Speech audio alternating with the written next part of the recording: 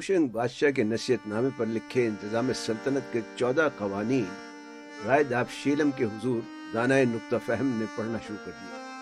कहने लगा, इसमें पहला कानून जो लिखा है वो ये कि बादशाह को चाहिए कि अपने मुकर्रब खास के खिलाफ लोगों की बातों में ना आए, क्योंकि जो शख्स बादशाह का मुकर्रब होगा ये बात यकीनी है कि लोग इससे हसद करेंगे और इसे नीचा दिखाने की कोशिश करेंगे।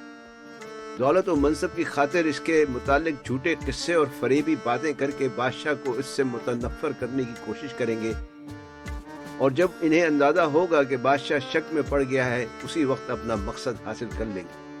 दूसरा कानून ये कि चुगलखोरों और बातें बनाने वालों को अपनी मजलिस में शामिल ना करे, क्योंकि ये बायस से फितना और फसाद हैं और आखिर इसका बुरा है, बल्कि जब ऐसी बदखोई इनमें देखें तो तलवार से इनकी सरकोबी करे ताकि दूसरों को इबरत हासिल हो।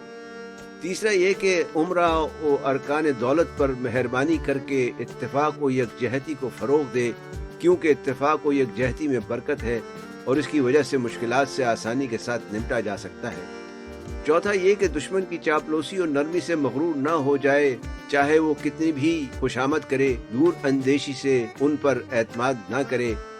पांचवा, जब मकसद हासिल हो जाए उसकी हिफाजत में गफलत ना करे।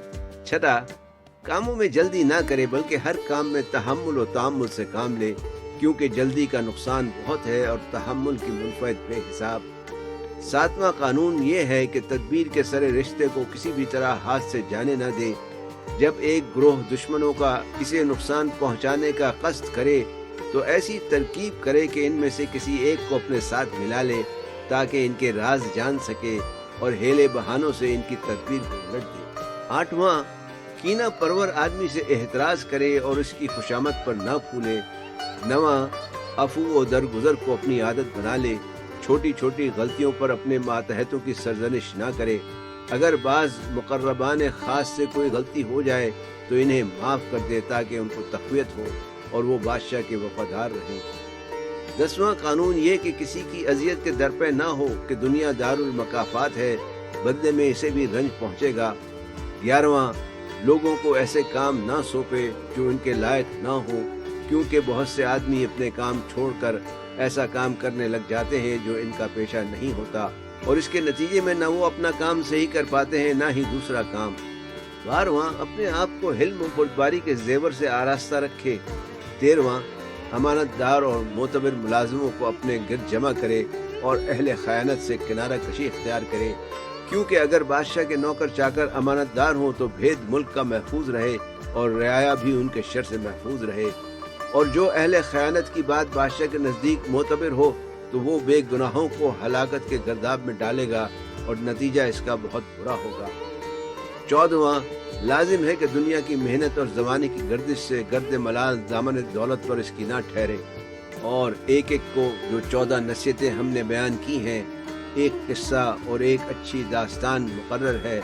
अगर राय चाहे कि इन हिकायतों की तफसील जाने, सरंदीप के पहाड़ की तरफ जाए ताकि मुश्किल आसान हो और मतलब भर आए।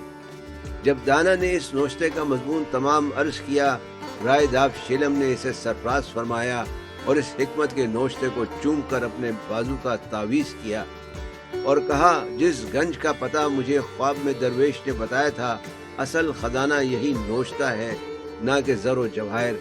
खुदा के फल से मेरे बाद दौलत दुनिया इतनी है कि इसकी ज्यादती की एहतियाज नहीं, और मैं अक्ल की रूह से इस अदना चीज़ का पाना ना पाना बराबर समझता हूँ।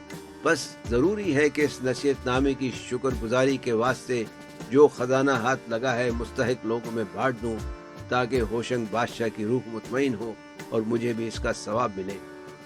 राय के नौकर चाकर थोड़ी ही अरसे में बादशाह का हुक्म बजा लाए और सारी दौलत गरीबों, मिस्किनों, फ़कीरों, मुस्तहिकों में बांट दी।